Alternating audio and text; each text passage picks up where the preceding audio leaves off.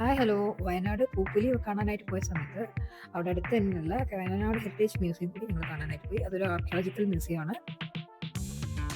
ഇത് ഏകദേശം സുൽത്താൻ ബത്തേരിയിൽ നിന്ന് 12 കിലോമീറ്റേഴ്സും എടക്കൽ ഗുഹയിൽ നിന്ന് 5 കിലോമീറ്റേഴ്സും അടുത്തായി വരും. അവിടെ നമുക്ക് കാണാനായിട്ട് പറ്റുന്നത് നവീന ശിലായുഗത്തിലെ നിയോലിത്തിക് ഏജിലെ കുറേ അവശിഷ്ടങ്ങളാണ്.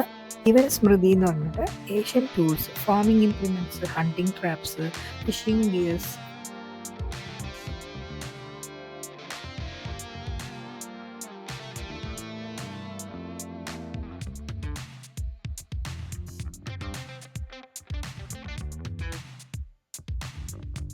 അത്യാവശ്യം ടൈം ഉണ്ടെങ്കിൽ മാത്രമേ നമുക്കിവിടെ പോയിട്ട് കാര്യമുള്ളൂ. കാരണം അത്രയ്ക്കുണ്ട് നടന്ന് കാണാനായിട്ട്. കുറേ കാര്യങ്ങൾ കുറച്ച് സമയമെടുത്ത് കാണേണ്ട കാര്യങ്ങളാണ്.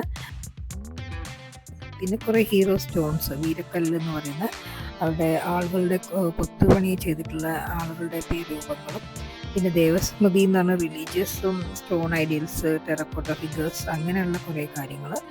പിന്നെ അതുകൂടാതെ ഒരുപാട് ശില്പങ്ങളുണ്ട് കേട്ടോ കാണാനായിട്ട്.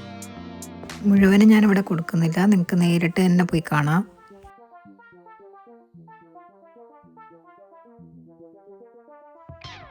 അന്നത്തെ ഗോത്ര സമൂഹം ഉപയോഗിച്ചിരുന്ന അവരുടെ jewelleries, instruments, daily use items, അങ്ങനെയുള്ള കുറേ കാര്യങ്ങൾ.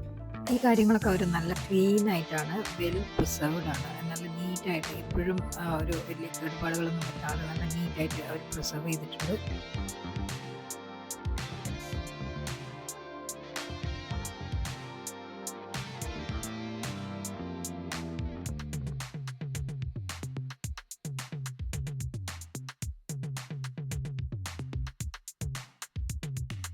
എന്തായാലും നേരിട്ട് പോയി തന്നെ ഇത് എക്സ്പീരിയൻസ് ചെയ്യണം.